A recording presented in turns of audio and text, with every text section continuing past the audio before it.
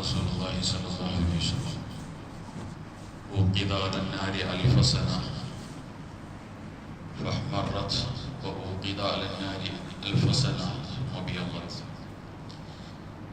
رسول الله صلى الله عليه وسلم പറഞ്ഞു, നരകത്തെ അല്ലാഹു സുബ്ഹാനഹു വ തആല 1000 വർഷം കത്തിച്ചു. 1000 വർഷം നരകത്തെ കത്തിച്ചപ്പോൾ നരകത്തിന്റെ നിറം അത് ചുവന്നതായിത്തീർന്നു. വീണ്ടും 1000 വർഷം കൂടി കത്തിച്ചു, അപ്പോൾ അതിന്റെ നിറം വെളുത്തതായിത്തീർന്നു.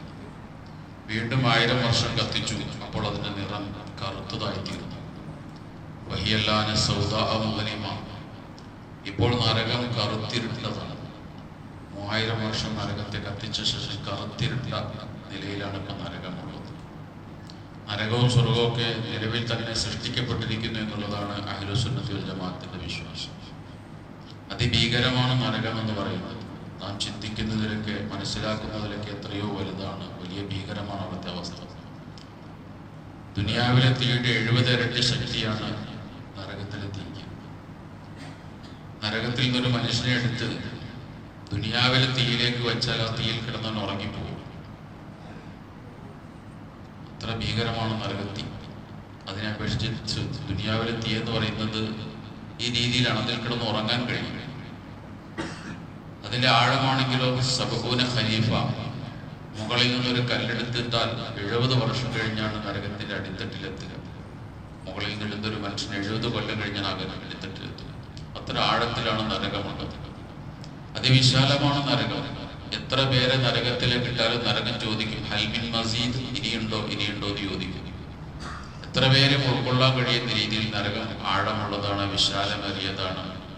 അതിനെ കാക്കുന്ന മലക്കളെ കുറിച്ച് പറഞ്ഞു, ഗിലാദുൻ ശിദാദുൻ ലാ യഅ്സുന അല്ലാഹ മാ അമറഹും. പരുക്കൻ സ്വഭാവക്കാരാണ് അവർ. മനുഷ്യര് ഇങ്ങനെ കത്തി നശിക്കുന്നത് കാണുമ്പോൾ അവർക്ക് സന്തോഷമാണ്. മലക്കുകൾക്കൊരു ദുഃഖം ഉണ്ടാവില്ല. അവർ മനുഷ്യൻ എത്രമാത്രം ദുരിതം അനുഭവിക്കുന്ന നരകത്തിൽ അത് കണ്ട് മലക്കുകൾ സന്തോഷിക്കും. അങ്ങനെയുള്ള ക്രൂര സ്വഭാവമുള്ള ആ മനസ്സുള്ള മലക്കുകളെയാണ് അല്ലാഹു നരകത്തിന്റെ കാവൽ ഏൽപ്പിച്ചിരിക്കുന്നത്. ആ നരകത്തിലാണ് മനുഷ്യൻ അവന്റെ കുഫറിന്റെ പേരിൽ കാലാകാലം കിടക്കേണ്ടി വരുന്നത്. പാപം ചെയ്ത ആളുകൾ പാപത്തിന്റെ കണക്കനുസരിച്ച് നരകത്തിൽ കിടക്കേണ്ടി വരുന്നത്. ചിന്തിക്കാൻ പോലും കഴിയാത്ത, അതിന്റെ പരിസരത്ത് പോലും മനുഷ്യൻ എടുക്കാൻ കഴിയില്ല. അതിന്റെ ദുർഗന്ധങ്ങളും അതിന്റെ ചൂടും ചൂരുമെല്ലാം പരിസരങ്ങളിൽ നിന്ന് അടിച്ചു വീശിക്കൊണ്ടേയിരിക്കും.